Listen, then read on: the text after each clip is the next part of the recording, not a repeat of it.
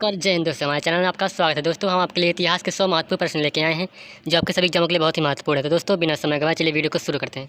दोस्तों हमारा पहला प्रश्न है, बक्सर का युद्ध कब हुआ था? इसका जो आंसर है ऑप्शन ए 1755। दोस्तों हमारा अगला प्रश्न है, गांधी जी अफ्रीका कब गए थे? इसका जो आंसर है ऑप्शन सी 1893 में।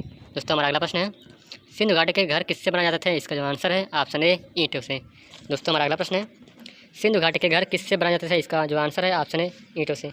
दोस्तों हमारा अगला प्रश्न है, निम्नलिखित में से कौन महात्मा गांधी के पहले आमरण अनशन का प्रतीक है? इसका जो करेक्ट आंसर है ऑप्शन सी अहमदाबाद मिल हड़ताल। दोस्तों हमारा अगला प्रश्न है, भारत में 5वीं शताब्दी के प्राचीन विश्वविद्यालय की स्थापना कहाँ की गई थी? इसका जो आंसर है ऑप्शन सी नालंदा में। दोस्तों हमारा अगला प्रश्न है, मोहम्मद बिन कासिम ने भारत पर आक्रमण कब किया था? इसका जो आंसर है ऑप्शन ए 712। दोस्तों हमारा अगला प्रश्न है, हड़प्पा सभ्यता की खोज किस वर्ष में हुई थी? इसका जो आंसर है ऑप्शन डी 1921। हमारा अगला प्रश्न है, सिंधु घाटी सभ्यता का बंदरगाह कौन सा है? इसका जो आंसर है ऑप्शन बी लोथल। हमारा अगला प्रश्न है, वैदिक युग में राजा अपनी जनता से जो कर वसूल करते थे उसे क्या कहते थे? इसका जो आंसर है ऑप्शन ए बलि।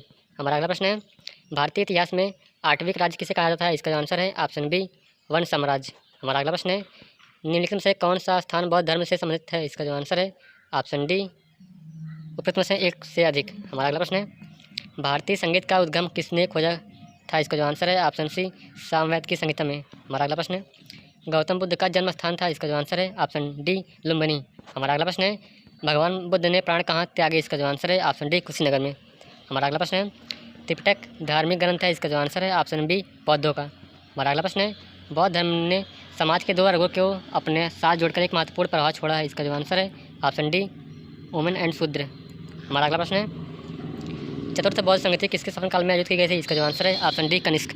हमारा अगला प्रश्न है, कर्नाटक में जैन धर्म के प्रचार का श्रेय किस शासक को दिया जाता है? इसका जो आंसर है ऑप्शन ए चंद्रगुप्त मौर्य।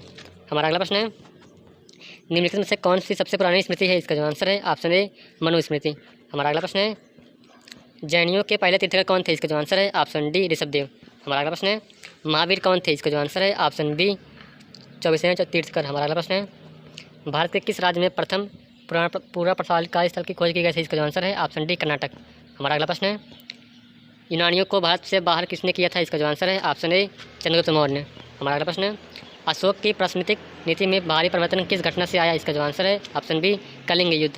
हमारा अगला प्रश्न है, अशोक के प्राकृतिक शिलालेखों में कौन सी लिपि का प्रयोग किया था? इसका जो आंसर है ऑप्शन बी ब्राह्मी लिपि। हमारा अगला प्रश्न है, कला की गांधार शैली किसके शासनकाल में पनपी थी? इसका जो आंसर है ऑप्शन सी कनिष्क। हमारा अगला प्रश्न है, किस लड़ाई ने मोहम्मद गौरी के लिए दिल्ली क्षेत्र खोल दिया? इसका जो आंसर है ऑप्शन बी तराइन का दूसरा युद्ध।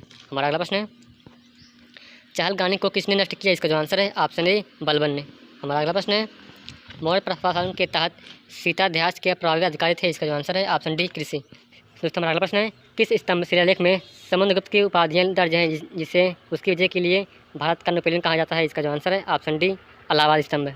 हमारा अगला प्रश्न है, गुप्त काल के दौरान सोने के सिक्के को किस नाम से बुलाया जाता था? इसका जो आंसर है ऑप्शन डी दिनार। हमारा अगला प्रश्न है, गुप्त वंश का अंतिम स्वीकृत शासक था? इसका जो आंसर है ऑप्शन बी विष्णुगुप्त। हमारा अगला प्रश्न है, बाणभट्ट निम्न में से किस भारतीय राजा का दरबारी कवि था? इसका जो आंसर है ऑप्शन ए हर्षवर्धन। हमारा अगला प्रश्न है, निम्न में से किसे देवा नाम पिया के नाम से जाना जाता है? इसका आंसर है ऑप्शन सी अशोक। हमारा अगला प्रश्न है, निम्नलिखित में से कौन अकबर द्वारा प्रतिपादित दीन ए इलाही नामक नए धर्म को अपनाने वाला पहला व्यक्ति था? इसका जो आंसर है ऑप्शन सी बीरबल। हमारा अगला प्रश्न है, 1001 ईस्वी में अपने पहले हमले में महमूद गजनवी ने निम्नलिखित में से किस भारतीय शासक को हराया था? इसका जो आंसर है ऑप्शन सी जयपाल। हमारा अगला प्रश्न है, का जन्म 1166 में चौहान राजा सोमेश्वर एवं उनकी रानी कर्पूरा देवी के यहाँ हुआ था? इसका जो आंसर है ऑप्शन डी पृथ्वीराज चौहान। हमारा अगला प्रश्न है, भारत पर शासन करने वाला पहला मुस्लिम वंश कौन सा था? इसका जो आंसर है ऑप्शन ए गुलाम वंश। हमारा अगला प्रश्न है, दिल्ली के सिंहासन पर बैठने वाली पहली और एकमात्र मुस्लिम महिला थी? इसका जो आंसर है ऑप्शन डी रजिया बेगम।